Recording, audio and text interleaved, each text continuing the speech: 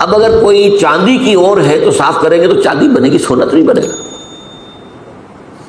اور سونے کی اور ہے صاف کریں گے سونا بنے گا۔ تو وہ اورس تو اپنی جگہ پر مستقل ہے، ان کو آپ چینج نہیں کر سکتے۔ اسی طرح انسانوں کی افتاد طبع، انسانوں کا مزاج یہ اللہ نے بنایا ہوتا ہے۔ اس کو قرآن مجید میں ایک جگہ شاکلہ کہا گیا ہے، قُلْ كُلٌّ يَعْمَلُ عَلَىٰ شَاكِلَتِهِ۔ شاکلہ کسے کہتے ہیں؟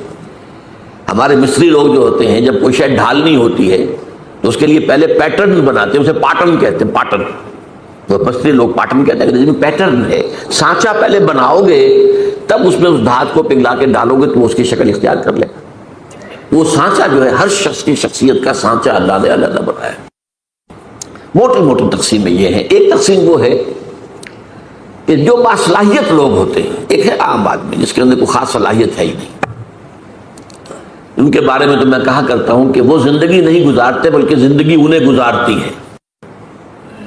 ایک تو وہ لوگ ہوتے ہیں ان کا کوئی ہدف نہیں، کوئی مقصد نہیں، بس کھانا پینا، جو حیوانی تقاضے پورے ہو گئے، دن رات دھندے میں لگے ہوئے، آگے کوئی ہماری زندگی کا کوئی ہدف ہے، کوئی مقصد ہے، کوئی نصب العین ہے، کیا ہے، کوئی ہائر ہے، کوئی آئیڈیالوجی ہے، کوئی آدرش ہے، اس کو ہندی میں آدرش کہتے ہیں، نصب العین ہے ہی نہیں۔ تو یہ تو ہے عوام الناس جو قرآن کی روح سے انسان کی شکل میں حیوان ہے۔ السلام علیکم ناظرین، ڈاکٹر اسرار احمد کا مزید بیان سننے کے لیے ہمارے یوٹیوب چینل کو سبسکرائب کریں، لائک کریں، بیل آئیکن پریس کریں۔ شکریہ۔ لہم قلوب لا یفقہون بہا ولہم اعین لا یبصرون بہا ولہم آذان لا یسمعون بہا اولئک کالانعام بل ہم اضل۔ یہ تو چوپایوں کے مانند ہیں بلکہ ان سے بھی گئے گزرے ہیں، اس لیے کہ چوپایا تو پیدا ہی اس سطح پر کیا گیا ہے، اسے پیدا کیا ہے، لقد خلقنا الانسان فی احسن تقویم، اور پھر یہ حیوان کی سطح پر زندگی گزار رہا ہے۔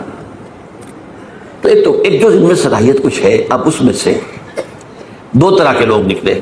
ایک وہ کہ جن کے اندر ایک نیکی اور بدی کی تمیز موجود ہے، اندر حص ہے، مورل لا جسے کانٹ کہتا ہے، جو کچھ سوچتے ہیں، غور کرتے ہیں، چیزوں کو دیکھتے ہیں تو اس سے نتیجہ اخذ کرتے ہیں بنظر عبرہ، جیسے کہ حضور نے فرمایا میرا دیکھنا عبرت کا دیکھنا۔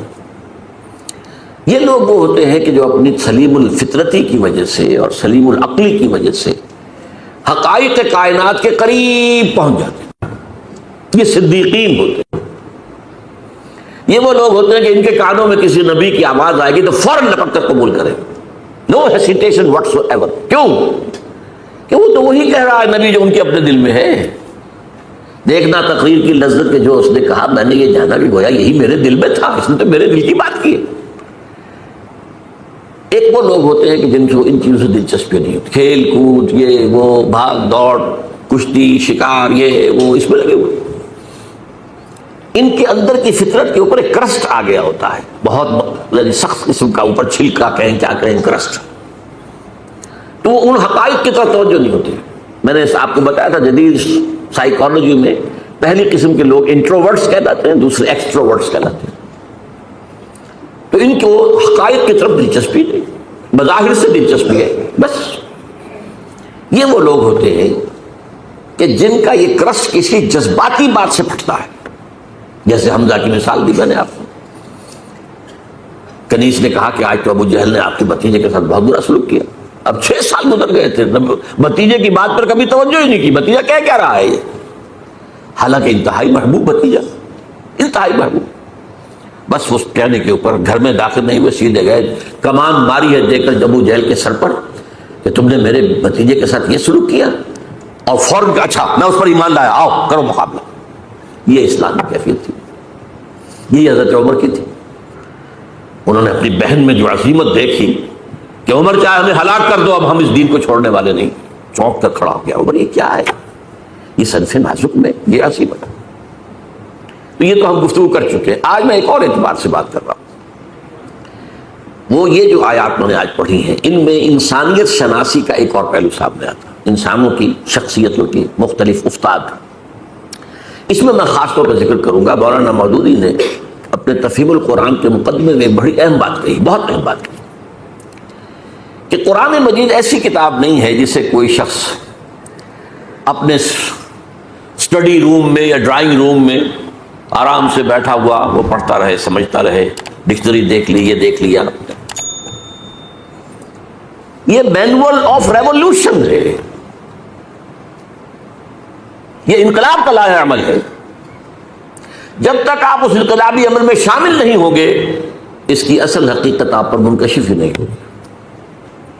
وہ تو اس انقلابی عمل کی اس جد و جہد میں پھر آپ پر وہ کیفیات وارد ہوں گی. آپ کو پھر یاد آئے گا او کیا حالات تھے جب حضرت خباب بن الارت آ گئے تھے حضور کے سامنے فریاد لے کر کہ حضور اب تو یہ ہم سے ظلم برداشت نہیں ہو رہے، یہ ٹارچر اب ناقابل برداشت ہو گیا. آپ کو کیا سمجھ آئے گی کیا کیفیت تھی اس وقت خباب کی؟ وہ تو آپ اس کیفیت سے خود دو چار ہو. کبھی آپ پر کوئی آزمائش آئی ہو، کبھی آپ کے اوپر کوئی ایسا فیصلہ کن مرحلہ آیا ہو، تبھی تو آپ سمجھیں گے. تو قرآن مجید کے علم اور حکمت اور اس کے مفہوم اور معانی کا ایک بہت بڑا اہم گوشہ نہیں کھلتا جب تک کہ آپ یہ نہ سمجھیں کہ یہ انقلابی دعوت تھی. اور انقلابی دعوت کے اعتبار سے انسانوں میں 4 قسمیں ہوتی ہیں، وہی نبیین، صدیقین، شہداء، صالحین. اب وہ کون سے 4 ہیں؟ دیکھیے پہلے بات سمجھ لیجئے کیونکہ وقت محدود ہے. ایک لوگ وہ ہوتے ہیں کہ جب بات سمجھ میں آ گئی ہر کے بعد آباد، اب نہ دائیں دیکھنا ہے نہ بائیں دیکھنا ہے، نہ آگے نہ پیچھے، قبول کر لینا ہے بس. یعنی وہ لوگ جن میں ہمت ہے، کردار کی طاقت ہے، حوصلہ ہے، مثابرت ہے، مقاومت ہے. ایک وہ لوگ وہ یہ نہیں دیکھتے کوئی اور بھی چل رہا کہ نہیں چل رہا، وہ چلے تو چلے، نہیں چلے مجھے تو چلنا، مجھ پر تو حق باتیں ہو گئی، بات ختم ہو گئی. اب کوئی مفاد، کوئی چودراہٹ، کوئی حیثیت، اس کو نہ اندیشہ پہنچ جائے، اس کو نہ خطرہ ہو جائے.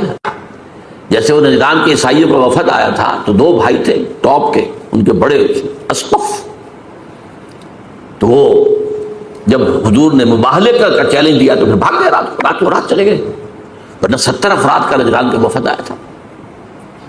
واپسی پر ایک بھائی، چھوٹے بھائی کے گھوڑے نے ٹھوکر کھائی، اس نے کہا تعیس سلام عد، ہلاک ہو جائے وہ دور والا. بڑے نے کہا یہ دور والا تم نے کسے کہا ہے؟ کہا محمد کو. معاذ اللہ مت کہنا، یہ وہ تو نبی ہے. انہوں نے کہا پھر نبی ہے تو مانا کیوں نہیں تم نے؟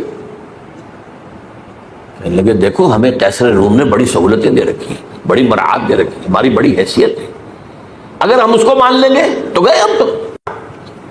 اب یہ انداز اور ہے. ایک میں جو بتا رہا ہوں وہ کیا ہے کہ بات دل میں اتر گئی، حق نے، دل نے گواہی دے دی کہ حق ہے. اب کوئی دائیں بائیں دیکھنا نہیں، کوئی اور ہے کہ نہیں ہے، کوئی چل رہا ہے نہیں چل رہا ہے، کیا امکانات ہیں، کیا کوئی حساب کتاب کر کے کیا امکانات ہیں، کامیابی کے کتنے فیصد امکان، کچھ نہیں. حق ہے اور حق کا یہ حق ہے کہ اسے قبول کیا جائے.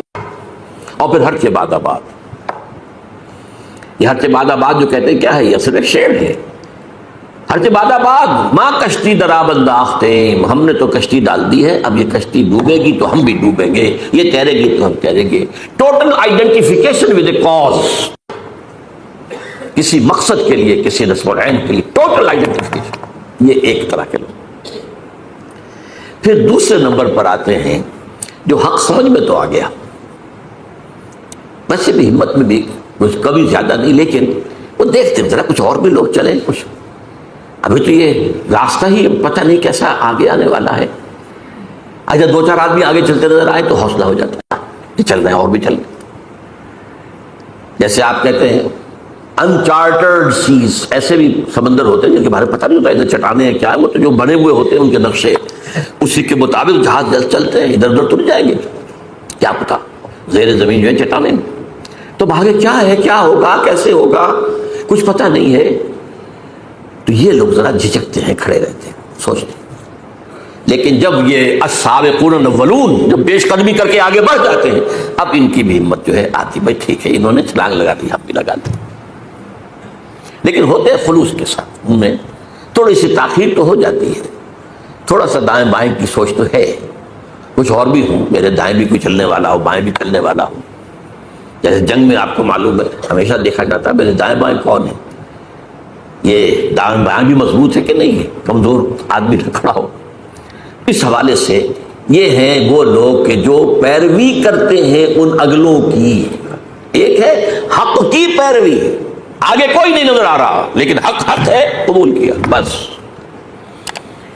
ان کو کہا والسابقون الاولون من المہاجرین والانصار، پہلے پہل سبقت کرنے والے مہاجرین اور انصار میں سے۔ اب اس میں دیکھیے زمانی اعتبار سے تو 10 سال کا فرق ہے۔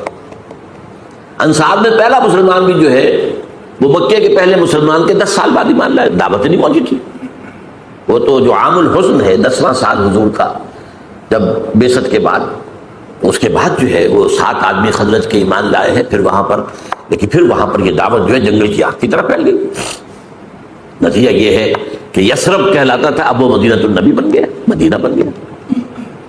ایک وہ لوگ ہوتے ہیں والسابقون الاولون، انصار میں سے بھی ہے وہ لوگ تھے جن کے سامنے جیسے ہی دعوت آئی فوراً قبول کر دیا، وہ سابقون الاولون میں سے تھے۔ چاہے ابو بکر سے 10 سال جونیئر ہو گئے، لیکن یہ کہ بہرحال ان کے سامنے جب بھی دعوت آئی ہے اس کے اعتبار سے ان کا وہ جو رد عمل تھا وہ کیا تھا، فوراً حاضر۔ والسابقون الاولون من المہاجرین والانصار، یہ سابقون الاولون مہاجرین میں بھی ہیں، انصار میں بھی ہیں۔ والذین اتبعوہم بإحسان، اور وہ لوگ جنہوں نے ان کی پیروی کی لیکن خوبصورتی کے ساتھ کی، انہوں نے پورے دل کے ساتھ پھر ان کی وہ کرتے رہے، پیروی کر رہے۔ آگے چلنے والوں کے جو ہے ان کے تو رتبے جو ہے پھر بہت بڑے آگے ہیں، بہت ان کے رتبے ہیں سوا، لیکن یہ کہ بہرحال یہ بھی خلوص کے ساتھ چلنے والے، صحیح چلنے والے، پوری شخصیت کو لے کر چلنے والے ہیں۔ فرمایا رضی اللہ عنہ، یہ 2 کیٹیگریز تو وہ ہیں جن کو اب یہ سند اللہ دے رہا، اللہ ان سے راضی ہو گیا، ورضوا عنہ، اور وہ اللہ سے راضی ہو گئے۔ اللہ سے راضی ہو جانا اس دنیا میں بھی، راضی برضائے رب، جو بھی آ رہا ہے اس پر راضی رہنا، اور ایک آخرت میں اللہ راضی کر دے گا انہیں۔ رضی اللہ عنہم وارضاہم اجمعین، اللہ تعالیٰ ان سے راضی ہو جائے، انہیں راضی کر دے قیامت کے دن۔ رضی اللہ عنہ ورضوا عنہ وعد لهم جنات تجری من تحت الانہار خالدین فیہا ابدا، اور ان کے لیے اس نے ایسے باغات تیار کیے ہیں جن کے نیچے نہریں بہتی ہوں گی، جن میں وہ ہمیشہ ہمیشہ رہیں گے۔ ذالک الفوز العظیم، یہ بہت بڑی کامیابی۔ اب اگر اس وقت آپ کے دل سے دعا نہ نکلے تو یہ بڑی بدنصیبی ہوگی۔ اللہم ربنا اجعلنا منہم، اے اللہ ہمیں بھی اس مقدس گروہ میں شامل ہونے کی توفیق دے کہ جیسے ہی حق واضح ہو جائے فوراً قبول کریں، پھر کوئی پس و پیش نہ ہو، پھر جسے آپ کہتے ہیں ڈریگنگ آف دی فیٹ، یہ نہ ہو۔ اب تیسری بات آئی ہے، وَمِمَّنْ حَوْلَكُم مِّنَ الْأَعْرَابِ مُنَافِقُونَ، ارے مسلمانوں تمہارے ارد گرد جو لوگ ہیں اعراب ان میں منافق ہیں، من اہل المدینہ، اور مدینے والوں میں بھی ہیں۔ نفاق کا مرض جو ہے اعراب میں زیادہ تھا، اس لیے کہ ان کو حضور کی تربیت اور تزکیے سے اتنا فائدہ اور تعلیم سے تو نہیں پہنچتا تھا، وہ تو کبھی آ گئے دیکھ لیا حضور۔ مدینے والے تو مسلسل حضور کی تعلیم، تربیت، تزکیہ اس سے مستفید ہوتے تھے۔ لہذا الاعراب اشد نفاقا، یہ قرآن اسی صورت میں ہے۔ نفاق کا مرض شدید ترین جو تھا وہ اعراب میں تھا۔ یہاں بھی فرمایا وَمِمَّنْ حَوْلَكُم مِّنَ الْأَعْرَابِ مُنَافِقُونَ وَمِنْ أَهْلِ الْمَدِينَةِ، مدینہ میں بھی موجود ہے۔ مردوا علی النفاق، یہ نفاق پر اڑ گئے ہیں۔ یہاں ذرا سی بات سمجھ لیجئے، پہلے تو وہ بنیادی فرق شخصیت کا کیا ہے۔ عام لوگ یہ سمجھتے ہیں کہ شاید منافق کوئی ہوتا ہے یہ دھوکہ دینے کے لیے مان لایا، نہیں، وہ منافق نہیں ہوتا۔ اصل میں ایک ہے ضعف ایمان، اس پر بات ہم بعد میں کریں گے، چوتھی کیٹیگری بعد میں آ رہی ہے۔ ضعف ایمان کا بھی نتیجہ نکلتا ہے بد عملی یا بے عملی یا کم عملی، اچھے کام بھی کیے برے بھی کیے۔ ایک یہ ہوتا ہے کہ ایک شخص نے حق کو قبول کیا اور کھلے دل سے کیا، فیس ویلیو پر قبول کیا کہ ہاں یہ صحیح ہے، لیکن اب اگر مرحلہ آ گیا تو قربانی کا مطالبہ تو چھٹک گئے۔ جان عزیز ہے، مال عزیز ہے، ان میں وہ ہمت نہیں ہے، وہ قطعیت نہیں ہے، وہ ہر سے بالا باد والی بات نہیں ہے، بلکہ دیکھ بھال کے دائیں دیکھو بائیں دیکھو بھائی، اپنے نفع نقصان کو بھی پہنچانو، خطرات سے بھی بچو، جان بچاؤ، چلو چلو چلو، لیکن بچ بچ کے چلو، بچ بچ کے چلو۔ اس کا بڑا خوبصورت نقشہ سورہ حج میں کھینچا ہے۔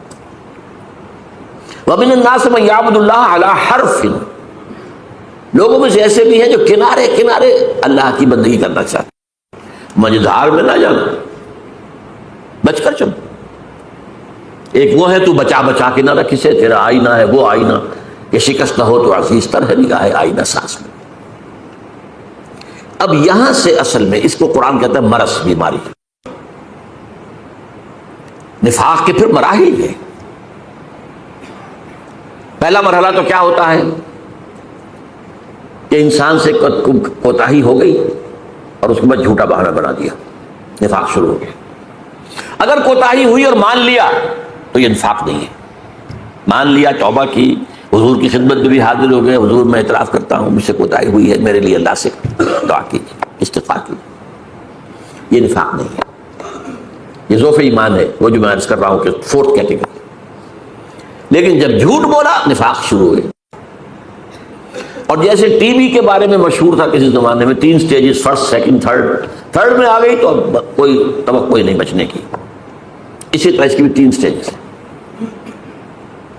صرف جھوٹ پر مبنی پہلی سٹیج، پھر جھوٹی قسم، کیونکہ جب دیکھا میں نے بار بار بہانہ بنایا جھوٹا، اب لوگ مسکرانے لگتے ہیں میری بات سن کر، وہ سمجھتے ہیں کہ یہ تو اس کا تو کہاں بھی بہانے بنانا، تو خدا کی قسم، اللہ کی قسم، اللہ کو حاضر ناظر جان کر کہہ رہا ہوں، میری یہ مجبوری ہے، میری بیوی بستر مرگ پر پڑی ہے، میرا فلاں یہ، میں جنگ میں نہیں جا سکتا، میں یہ نہیں کر سکتا وغیرہ قسمیں۔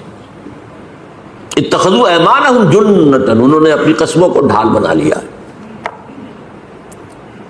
اور تیسری سٹیج ہوتی تھی جبکہ دل میں بغض پیدا ہو جائے، یہ نبی نے ہمیں کس مصیبت میں ڈال دیا۔ ایک صاحب ایمان سابق الاولون وہ کہتے تھے نبی کا احسان تو ہم اتار ہی نہیں سکتے، انہوں نے ہمیں سیدھا راستہ دکھایا، وہ تو ہمارے محسن ہے، محسن اعظم۔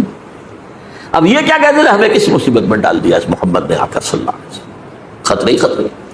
اور وہ ان لوگوں کے بارے میں کہتے تھے یہ بیوقوف ہیں، فینیٹکس ہیں، آج کا لفظ فینیٹکس، یہ پاگل ہیں۔ وَإِذَا قِيلَ لَهُمْ آمِنُوا كَمَا آمَنَ النَّاسُ قَالُوا أَنُؤْمِنُ كَمَا آمَنَ السُّفَهَاءُ، کہ اللہ کے بندو تم ایمان لائے ہو تو جیسے اور لوگ ایمان لائے ویسے ہی مان لاؤ، پھر سنو اور مانو، اطاعت کرو، قربانیاں دو۔ مگر ہم کو بے وقوف ہے کیا ہم ایمان لائے جیسے یہ بے وقوف لوگ ایمان لائے؟ یہ تو فینیٹکس ہیں، یہ تو دیوانے ہیں، یہ مجنون ہیں، جنونی لوگ ہیں، ہم نہیں۔ یہ ہے نفاق۔ اب قرآن میں جن لوگوں کی بھی نگاہ ہے بڑی تدریج کے ساتھ، سورہ بقرہ میں صرف مرض کا ذکر کیا، لفظ نفاق نہیں آیا، بیماری ہے، تاکہ جو بھی ہوش میں آ سکتا ہو ہوش میں آ جائے کہ دیکھو تمہیں ٹی بی کی ہو گئی ہے انفیکشن، بھائی فوراً علاج کراؤ وغیرہ۔ اس کے بعد پھر ذرا اور آگے بڑھ کر پھر لفظ منافق آیا سورہ آل عمران میں، غزوہ احد کے موقع پر چونکہ اس کا ظہور ہو گیا، 300 کو لے کر عبداللہ ابن ابی واپس چلا گیا میدان جنگ سے، تو لفظ منافق پہلی دفعہ آیا، پھر سورہ نساء میں کھل کر آیا، اور فائنل سورہ جو ہے سورہ توبہ ہے، پھر یہ کہ لفظ عام کیا گیا، لیکن ایک پردہ پڑا رہنے دیا گیا، کسی کو شخصاً منافق نہیں کہا گیا۔ یہ بیماریاں ہیں، یہ کمزوریاں ہیں، ان کی یہ علامات ہیں، ان کا یہ طرز عمل ہے، تاکہ جو بھی ہوش میں آ سکتا ہے ہوش میں آ جائے۔ منافق کہہ کر ابھی انہیں ان پر لیبل نہیں لگایا گیا۔ یہ مرض پھر اپنی پوری انتہا کو پہنچا ہے، یہ جو آخری دور ہے، غزوہ تبوک کا موقع ہے، سخت ترین آزمائش تھی۔ اس کے بعد سے اس لیے لفظ یہاں آیا ہے مردوا علی النفاق، یہ نفاق پر اڑ گئے ہیں، انہیں بار بار تنبیہ کی گئی ہے، بار بار تنبیہ کی گئی ہے، ہوش میں آ جاؤ، ایمان لاؤ، صحیح طریقے پر ایمان لاؤ، اور اپنے اس نفاق کا پردہ چاک کر دو۔ ان المنافقین فی الدرک الاسفل من النار، منافقین تو آگ کے سب سے نچلے طبقے کے اندر ہوں گے، جہنم کے اندر۔ ہر طرح کی جس کو کہا جا سکے تعلیم اور ترغیب اس کے حوالے سے، لیکن جب لا علاج ہو گئے اور تھرڈ سٹیج کو پہنچ گئے، اب اس وقت 4 کام کیے حضور نے جو پہلے کبھی نہیں کیے تھے۔ غزوہ تبوک سے واپسی پر سب سے پہلے آپ نے وہ مسجد زرار کے نام سے جو اڈا بنایا تھا اپنا، اسے جا کر آگ لگا دی۔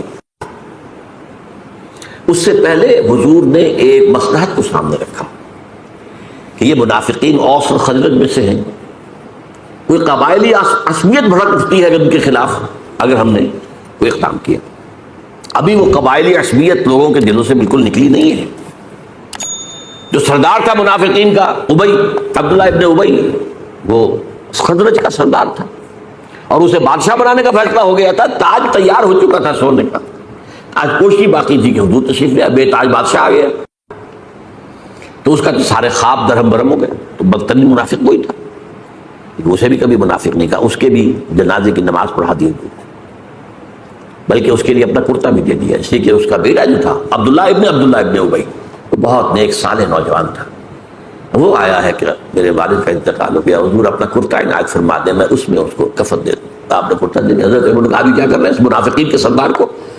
فرمایا عمر میرا کرتا اس کو اللہ کے عذاب سے نہیں بچا سکتا. ہم پتہ نہیں کیا کیا چیزیں تبرک بنا کر اپنے پاس رکھتے ہیں. یہ تبرک میرے ساتھ میرے کفن میں رکھ دینا.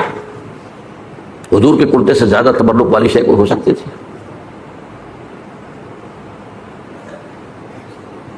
فرمایا میرا کرتا اسے عذاب سے نہیں بچا سکتا. 12 پہلا کام آپ نے یہ کیا، اڈا ان کا جا کے جلا دیا. حالانکہ ایک اشتعال مسجد جلا دی. مسجد ہو سکتا تھا کہ نہیں تھا، نام تو مسجد تھا نا، مسجد، لیکن تھا وہ اڈا منافقت. دوسرا کام یہ کیا کہ آپ نے پردہ چاک کر دیا. حضرت عمر کی روایت ہے رضی اللہ تعالیٰ عنہ کہ جمعے میں آپ نے ممبر سے کہا فلاں ابن فلاں نکل جاؤ تم منافق ہو، فلاں ابن فلاں نکل جاؤ ہماری مسجد سے تم منافق ہو. 36 انسانوں کو آپ نے اس طرح نکال دیا. تیسری بات یہ کی گئی قرآن مجید اسی سورۃ توبہ میں فرمایا گیا کہ اب آپ آئندہ ان میں سے کسی کی نماز جنازہ نہیں پڑھیں گے اور نہ کسی کی قبر پر کھڑے ہوں. اب آخر اور وہ چیز کر دی جس کو میں نے بعد میں پڑھا، 2 آیتیں ہیں. منافقین کا ایک طرز عمل یہ ہوتا تھا کہ اگر کوئی جہاد کا قتال کا معاملہ آیا ہے، یہ ہم سے چندہ لے لیجیے، ہم انفاق کرنے کو حاضر ہیں، اور حضور قبول کر لیا کرتے تھے. اب وہ بھی بند کر دیا گیا. کہہ دیا گیا انفقوا طوعا او کرہا، اے نبی منافقین سے کہہ دیجیے چاہے خوش دلی سے خرچ کرو، انفاق کرو، چاہے مجبوری کو، لن یتقبل منکم، اب یہ قبول نہیں کیا جائے گا. ان کے کوئی چندہ، ان کا کوئی ڈونیشن، ان کا کوئی جو ہے صدقہ آپ نہ لیجیے. انکم کنتم قوما فاسقین، تم یقیناً فاسق لوگ ہو. وما منعهم ان تقبل منهم نفقاتهم الا انهم كفروا بالله، اور نہیں محروم کیا انہیں اس بات سے کہ ان کے نفقات، ان کا انفاق قبول کیا جاتا، مگر اس نے کہ وہ اللہ سے کفر کر چکے ہیں. یہ نفاق جب اس سٹیج کو پہنچ گیا تو کفر ہو چکا ہے. اگرچہ کفر ابھی چھپا ہوا کفر ہے، ظاہر نہیں ہے. وہ کفر نہیں جس پر مرتد کہہ دیا جائے، وہ نہیں ہے. اس کی مثال میں دیا کرتا ہوں کہ کہیں شہتیر لکڑی کے جو ہوتے تھے، اب تو خیرار شیشے کا زمانہ ہے، تو وہ جو دیمک لگتی ہے وہ اندر ہی اندر چاٹتی رہتی ہے، اندر ہی اندر، لیکن اوپر ایک تختہ رہنے دیتی ہے. اتنا ہوش اس انسیکٹ کو بھی اللہ نے دے رکھا ہے. اگر ظاہر ہو گیا تو یہ ہمارا فارم جو ہے یہاں پاچا کر دے گی. اندر کھوکھلا اچانک بیٹھے گا، جب شہتیر جب گرے گا بڑھ اس کو تو دیمک کھا گئی تھی. تو وہ نفاق اندر ہی اندر ایمان کو ختم کر دیتا ہے، ایمان کفر میں بدل چکا ہے، اگرچہ یہ کفر قانونی نہیں ہے. لیکن تم اس سٹیج کو پہنچ چکے ہو کہ جو کفر کی سٹیج ہے. اس اعتبار سے اب 4 باتیں ہو گئی. ان کا مرکز جلا دیا گیا، نمبر 1. ان کا پردہ چاک کیا گیا، بہت سو کا، سب کا نہیں، بہت سو کا، جو ان میں اہم تر ہوگی. حضور کو روک دیا گیا، آئندہ آپ ان میں سے کسی کی جنازے کی نماز نہیں پڑھائیں گے اور نہ ہی ان کی قبر پر کھڑے ہوں گے، اور ان کا کوئی صدقہ، کوئی انفاق قبول نہیں. یہ ہو گیا تیسری جو کیٹیگری تھی.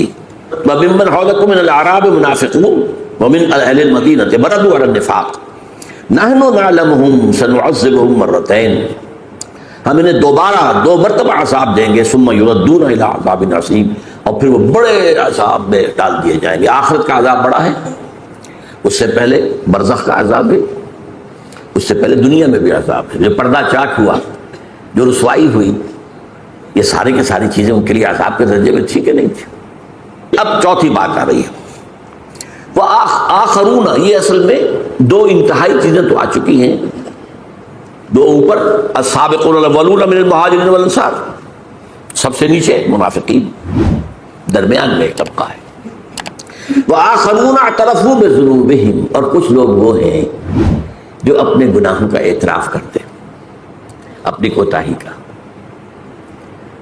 جب حضور واپس آئے ہیں اور آپ نے جواب طلبی کی ہے، کیونکہ اس لیے کہ غزوہ تبوک میں نفیر عام تھی، ہر صاحب ایمان کے لیے جانا لازم، اس سے پہلے کبھی نہیں تھی، چوائس پر ہوتا تھا، جانا چاہیں جائیں، نہیں جانا چاہیں، درجے ہیں جانے والوں کے، لیکن یہاں نفیر عام، لہذا واپسی پر آپ نے جواب طلبی کی، تم کیوں نہیں گئے، تم کیوں نہیں آئے؟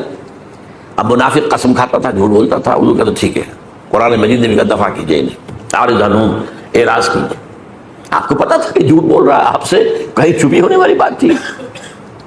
وہ تو عام صاحب ایمان کے بارے میں بھی، اتقوا فراست المومن فإنہ ينظر بنور اللہ، بندہ مومن کی فراست سے ڈرو، وہ اللہ کے نور سے دیکھتا ہے۔ تو نبی کس نور سے دیکھتے تھے؟ اپنے من میں ڈوب کر پا جا سراغ زندگی۔ قرآن کیا کہتا ہے؟ وفی انفسکم افلا تبصرون۔ اور تیسری اہم ترین آیات کیا ہے؟ آیات قرآنیہ۔ ان تینوں میں گہرا ربط ہے، آیات آفاقی، آیات انفسی، آیات قرآنی۔ ان میں تدبر کے ذریعے، غور و فکر کے ذریعے انسان ایمان حاصل کرے، یہ ٹاپ کا ایمان ہے، یہ انٹلیکچوئلز کا ایمان ہے، یہ صدیقین کا ایمان ہے۔ نمبر 2، ایک ایمان ہے عوام کے لیے، اس کے دو راستے ہیں۔ نمبر 1، صاحب یقین کی صحبت،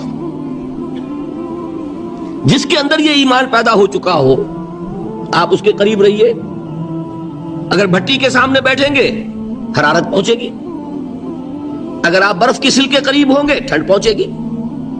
صاحب ایمان کی صحبت اختیار کریں گے، ایمان سرایت کرے گا۔ یہ ہے عوام کے لیے صحبت، کونوا مع الصادقین، ان کی صحبت اختیار کرو۔ تیسرا ذریعہ ہے جو ہمارے لیے خاص طور پر جو مسلمان پیدا ہوئے، اب ایک بچہ ہے 7 سال کا، آپ نے نماز پڑھنے کی عادت ڈال دی، پڑھ رہا، اگرچہ غیر شعوری عمر سے شروع کر دیا اس نے، روزہ رکھتا ہے، 9 برس کا ہو گیا روزہ رکھنا شروع کیا۔ یہ اعمال جو ہیں ان سے بھی ایک یقین پیدا ہوتا ہے، جیسے یقین سے عمل پیدا ہوتا ہے ایسے ہی عمل سے بھی یقین پیدا ہوتا ہے۔ جب مداومت کرتے رہیں گے اس پر تو اس سے بھی ایک یقین کی کیفیت انسان میں پیدا ہو جاتی ہے۔ سورہ حجرات میں جو بحث آئی ہے اس کے آخر میں یہی ہے کہ اے نبی، یہ بدو جو دعوے دار ہیں ایمان کے، یہ آپ پر احسان دھر رہے ہیں، یمنون علیک ان اسلموا قل لا تمنوا علی اسلامکم بل اللہ یمن علیکم ان ہداکم للایمان ان کنتم صادقین۔ یہ آپ پر احسان دھر رہے ہیں کہ ایمان لے آیا، نبی ان سے کہیے مجھ پر اپنے ایمان کا کوئی احسان نہ دھرو، اپنے اسلام کا، بلکہ اللہ تم پر احسان دھرتا ہے کہ اس نے تمہیں ایمان کے راستے پر ڈال دیا ہے۔ جب اسلام پر آ گئے ہو تو عمل کرتے رہو گے، ان تطیعوا اللہ ورسولہ، اگر عمل کرتے رہو گے تو اس عمل کے ذریعے سے بھی تمہارے اندر ایمان پیدا ہو جائے گا۔ تو یہ 3 راستے ذہن میں رکھیے، جو عوام ہے غور و فکر، سوچ بچار، اس کی صلاحیت نہیں یا مواقع نہیں، ان کے لیے یہ 2 راستے ہیں، یقین بذریعہ عمل اور یقین بذریعہ صحبت۔ یہاں سے اٹھا رہے ہیں لوگوں کو، بار بار یہیں آ جاتے ہیں، اب یاد اب یہاں پر لیکن ان کو دقت ہوتی ہے، یہاں پہ کوئی صاحب پہلے سے روک دیا کرے نا، جو بعد میں گڑبڑ ہوتی ہے۔ کئی بار ہیں۔ تو ایک ایمان ہے انٹلیکچوئلز کا، صدیقین کا، جن کو قرآن کہتا ہے اولو الالباب الذین یعقلون، ان فی خلق السماوات والارض واختلاف اللیل والنہار لآیات لأولی الالباب، ہوش مندوں کے لیے، عقل مندوں کے لیے، غور و فکر کرنے والوں کے لیے، اصحاب دانش و بینش کے لیے ہماری کائنات میں ہماری نشانیاں ہیں، غور کرو اور ہمیں پہچانو، خود اپنے اندر جھانکو اور ہمیں پہچانو، اور ہماری یہ آیات جو ہیں ہمارے کلام کی، اس کی آیات جو ہیں ان میں وہ ایمان رچا بسا ہوا ہے، ان پر غور کرو، غوطہ زنی کرو، قرآن میں ہو غوطہ زن ہے مرد مسلمان۔ یہ ہے ٹاپ کا ایمان، یہ ہے اصل وہ ایمان کہ جو مطلوب ہے۔ اب باقی حضرات جو ہیں ان کے قریب رہیں گے، ایمان حاصل کر لیں گے، اور جو اعمال اللہ نے بتائے ہیں ان پر عمل کرتے رہیں گے، ایمان حاصل۔ اب دوسری بات کی طرف آئیے، نفاق سے کیسے بچا جائے، اس کے لیے بھی 3 عمل ہیں۔ پہلی چیز، اور 2 چیزیں تو وہ ہیں کہ جو سورہ منافقون ہی کے دوسرے رکوع میں بیان ہوئی۔ پریونشن کیسے ہوگی؟ بچو گے کیسے؟ دوام ذکر، اللہ کو یاد رکھو. یا ایھا الذین آمنوا لا تلھکم اموالکم ولا اولادکم عن ذکر اللہ ومن یفعل ذلک فاولئک هم الخاسرون. دل کو غفلت میں مت آنے دو. دل غافل ہوگا شیطان کا ڈیرا بن جائے گا. وہ دوام ذکر میں، البتہ یہ ذہن میں رکھیے کہ دوام ذکر کا ذریعہ کیا ہے، اس میں مغالتے ہیں لوگوں کو. جو سب سے بڑا ذکر ہے اس کو بھولے ہوئے ہیں، اور جو تیسرے چوتھے نمبر کا ذکر ہے اس کو سمجھ بیٹھے ہیں کہ بس یہی ذکر ہے. سب سے بڑا ذکر، مجسم ذکر قرآن ہے. الذکر انا نحن نزلنا الذکر وانا له لحافظون. وہ الذکر کون سا ہے؟ قرآن. اسی کو فرمایا، میں نے وہ آیت سنائی تھی کہ لوگ تنزیہ کہتے تھے، یا ایھا الذی نزل علیہ الذکر انک لمجنون. حضور سے مخاطب ہو کر کہتے ہیں فلاں جس کے اوپر کے اس کے خیال کے مطابق ذکر نازل ہوا ہے، ہم تو تمہیں پاگل سمجھتے ہیں. وہاں بھی لفظ کیا ہے؟ الذکر. تو معلوم کیا ہوا؟ انا انزلنا الیک الذکر لتبین للناس ما نزل الیہم. یہ الذکر ہے. تو اس سے بڑا ذکر کوئی نہیں. تلاوت قرآن، تدبر قرآن، غور و فکر قرآن کا، قرآن کو یاد کرنا. اس پر میرا کتاب چاہے مسلمانوں پر قرآن مجید کے حقوق، اب تو یہاں شاید کوئی کتاب موجود نہیں رہی ہے، بہرحال اگر آپ کو ضرورت ہوتی ہے پاکستان سے منگا لیتے ہیں ہر شے، پڑھیے انشاءاللہ آ جائیں گی چیزیں.